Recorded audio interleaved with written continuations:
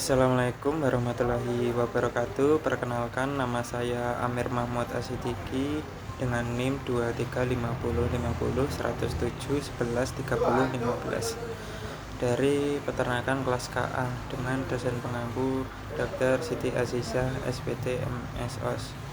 Ini saya akan menjelaskan tentang kasus dari peternakan, yaitu konflik pembangunan kandang ayam di daerah pemukiman warga di lingkungan 4 Kelurahan Kayawu, Kecamatan Tomohon Utara.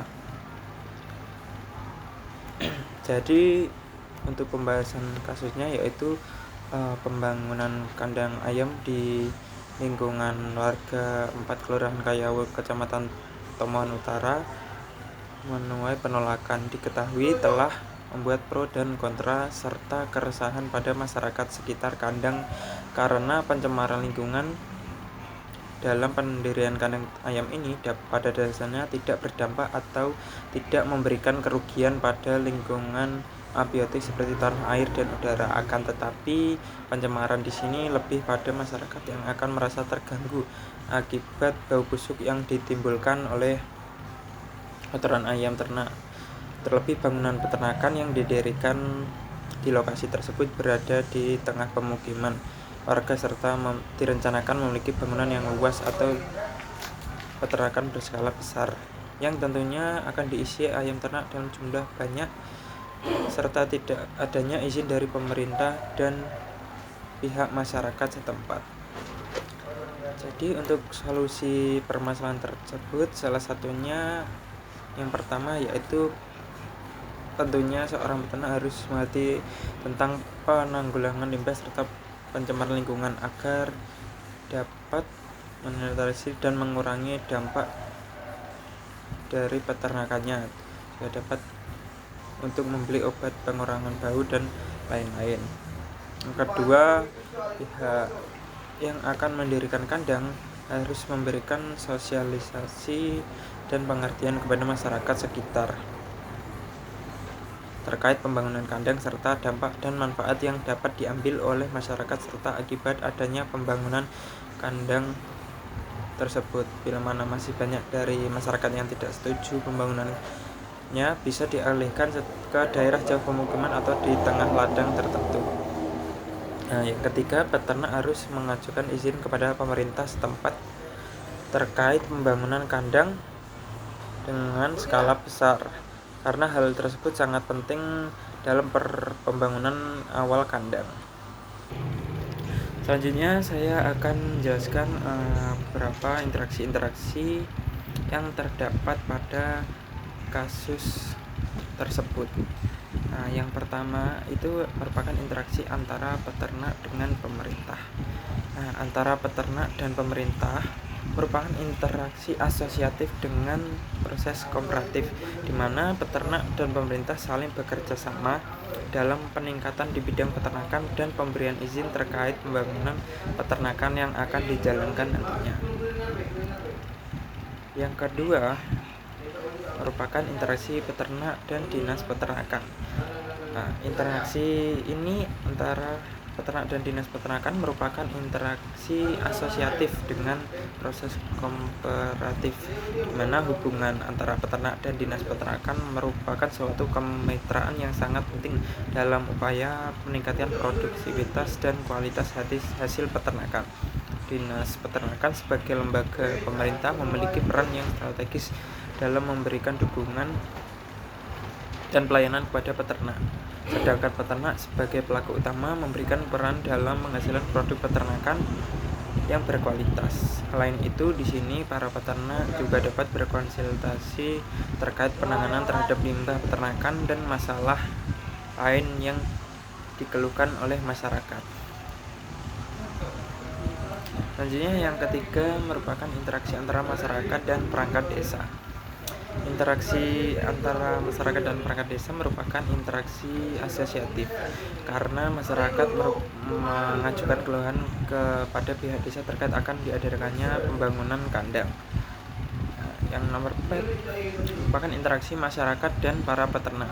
Interaksi antara masyarakat dan para peternak ini merupakan interaksi disosiatif karena banyaknya masyarakat yang tidak setuju dan berujung penolakan terhadap kandang ayam yang akan dibangun oleh peternak tersebut. Yang kelima merupakan interaksi antara peternak dan perangkat desa. Interaksi antara peternak dan perangkat desa ini merupakan interaksi asosiatif karena perangkat desa merupakan orang yang bisa dipercaya oleh masyarakat di sini. Peternak bekerja sama dengan perangkat desa dalam upaya meyakinkan masyarakat terkait pembangunan kandang, seperti melakukan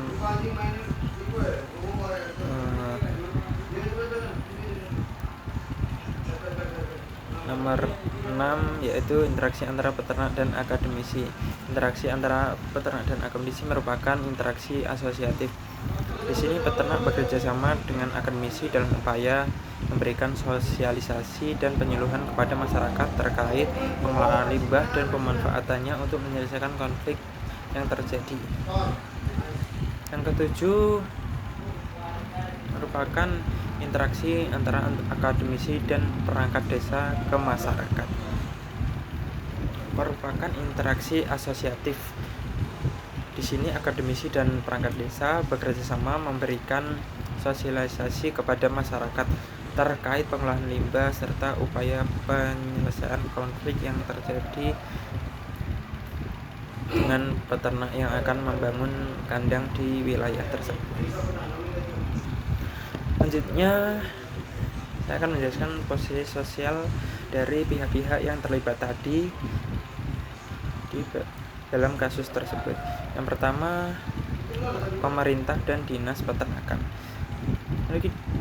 menduduki strata tertinggi karena mereka memiliki kekuasaan dalam pengambilan keputusan serta wewenang untuk memberikan izin pembangunan. Mereka memegang peran penting dalam mengatur industri peternakan melalui kebijakan dan peraturan. Yang kedua, peternak berada di tingkat menengah sebagai pelaku yang berperan langsung dalam proses produksi ternak. Mereka bergantung pada regulasi pemerintah tetapi memiliki peran penting dalam aspek ekonomi melalui produksi ternak. Yang ketiga, masyarakat dan perangkat desa ditempatkan pada skala yang lebih rendah karena mereka lebih terdampak secara langsung oleh pembangunan kandang tersebut. Walaupun peran mereka dalam pengambilan keputusan terbatas, mereka tetap memiliki pengaruh melalui protes dan penolakan yang diajukan terhadap pembangunan. Alasan penempatan posisi masing-masing pihak ditentukan berdasarkan tingkat otoritas, kemampuan pengambilan keputusan, serta dampak langsung yang dirasakan. Pemerintah dan dinas memiliki kendali penuh atas kebijakan, sementara masyarakat lebih berperan sebagai penerima dampak dan dari kebijakan tersebut. Lanjutnya, mobilitas sosial dalam kasus ini. Dalam kasus ini, yang pertama, mobilitas vertikal ke atas, yaitu peternak yang berhasil menjalin kerjasama dengan pemerintah dan akademisi untuk meningkatkan produksi dan manajemen limbah dapat mengalami peningkatan status sosial dan ekonomi. Dengan peningkatan produktivitas, mereka bisa memperbesar usaha dan pendapatan mereka. Yang kedua, mobilitas vertikal ke bawah. Di sisi lain, peternak yang gagal mematuhi regulasi dan mengatasi konflik dengan masyarakat bisa kehilangan izin usaha dan yang dapat menurunkan status ekonominya.